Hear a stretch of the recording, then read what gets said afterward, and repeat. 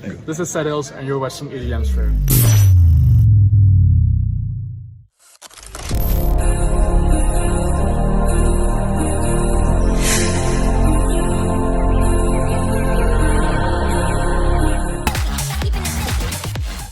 I'm Seth. I'm a producer, signed to Stamp Records for Martin Garrix, as you might know. I do Seth since 2016 and currently it's ADE week, so it's probably the most busiest week of the whole year. So now right now we're in the epicenter to do an interview with you guys. Experimental. Like people are really looking for new things. We're like, I have the feeling that right now we're in a vibe that everybody's like searching again for a vibe or for a way to go. And I kind of found my vibe for at least what I want to do this year. But I noticed that people are like trying to get more techy, more techno, or even switching to tech house, you know. And I think it's a really interesting time. Or people are going hard or harder, or people going simple and more techy. It's whatever. Nobody's doing the same actually. And that's what is actually pretty nice from this time. If I would define my music styles, probably you can place it as a club track, like clubby tracks, but still with aggressive electro vibes. So it's not just club, but I also wanted to big DJs that can play my track on every main stage, everywhere, not only Martin Garrix but like everyone. And what I really like from the track is that I'm always trying to make it sound a little bit weird, so people who hear my track are like, hey, this is something new, you know, and it's not something I didn't hear before. So that's what I really like from my track. So it's hard sometimes to keep making new music, like fresh music, but also the challenge is like really big. So when I have a new track, I'm like really satisfied. Like, okay, yes, I have one again, you know. Okay. I think, yeah, as you said, this is my biggest year so far, release-wise, and yeah. Since last year I was redeveloping my sound. As you might know from my older tracks, it was like really hard big room. And since last year, like Fire was my first new track, like the club track. From that point, when it got like the biggest support, Fire, I developed my sound from there, from Fire. Okay, I want to do a Fire 2.0, now I want to do a Fire 3.0, you know? So it's actually, all the tracks are like continues on the previous tracks, like follow-ups, you know? We actually already have a sketch. We made it pretty quickly after Fire, because Fire got like supported by every DJ, so we're like, okay, we have to come with something again, but then a follow-up. But since Fire was kind of hard to follow up, we had a sketch, but we weren't really satisfied yet about it. It was like cool, but it wouldn't be, for us, it wouldn't be like Fire 2.0.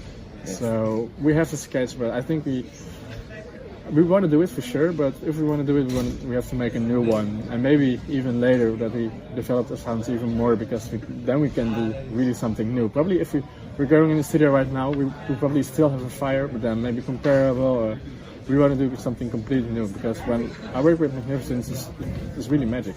Like our sounds blend really well together, I think. And, I think I want to wait for that, but I definitely want to do that again. Yes, I have a collaboration coming up with two really talented guys. I can't tell the name yet because the track is being premiered in 2 days by Martin Garrix. So, but I'm really stoked for that one, because those guys are really refreshing. Also, I really love to play their tracks live in my sets, and like all the tracks, they are not released yet. So always when I play the tracks, people are like, oh, from which producer are those tracks? It's like really signature. So I think it's really nice. So that's a collab I'm really stoked about. And for the rest of the year, I only want to do solos, because that's right now it's the most important for me, just to focus on Seth's originals. Yes. Like they actually didn't have a release anywhere yet. They released on. There were like two separate producers. They forming a group, but as the new group, they didn't release anything yet. So, but you will find out really soon. Who knows? That's my dream collab. But like sounds-wise, I think like guys like Blindness and Tivinos are right there.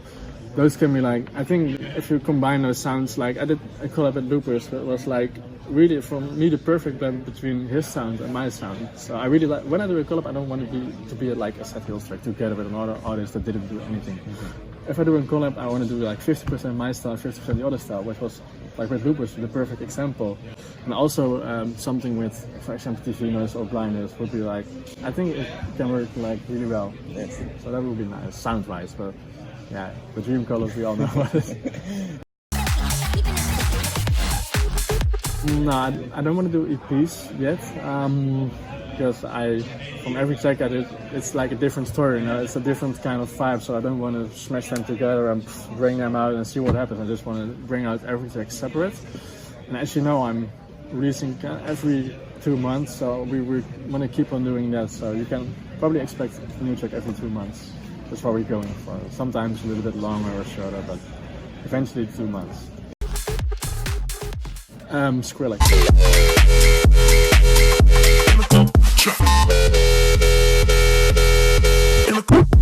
For sure, Skrillex inspired me to do like weird stuff, because his productions are always, when you hear the new production, it's always a complete surprise what you're going to hear, and that's what really attracted me into productions. Like sometimes I hear tracks and you're like, okay, this is going to be the track when you hear it for like 30 seconds, but when you hear a Skrillex track, from second 1 to the minute 3, you're like totally surprised by every sound that you hear and every arrangement, and it's so refreshing. So that inspired me, and also Axwell inspired me somehow with, I don't know in what way, it's hard to explain, but his tracks and live are like, it's something special, you know, and he inspired me a lot as well, especially in the time with Fire, the time I worked with Extra and the Magnificent.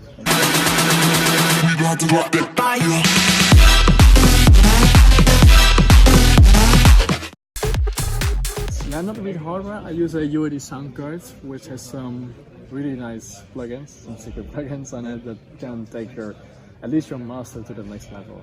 And I learned that from some other producers that were using it. And yeah, they really, I got really into mix sound like lately. Like last year, I was always listening to my mix sound and comparing it to other tracks, and I was like, yeah, okay, it's kind of cool, you know, it's not worse than the other one.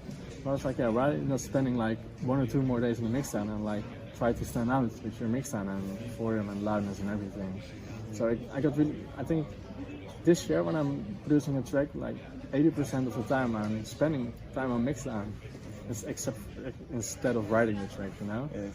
So, but thanks.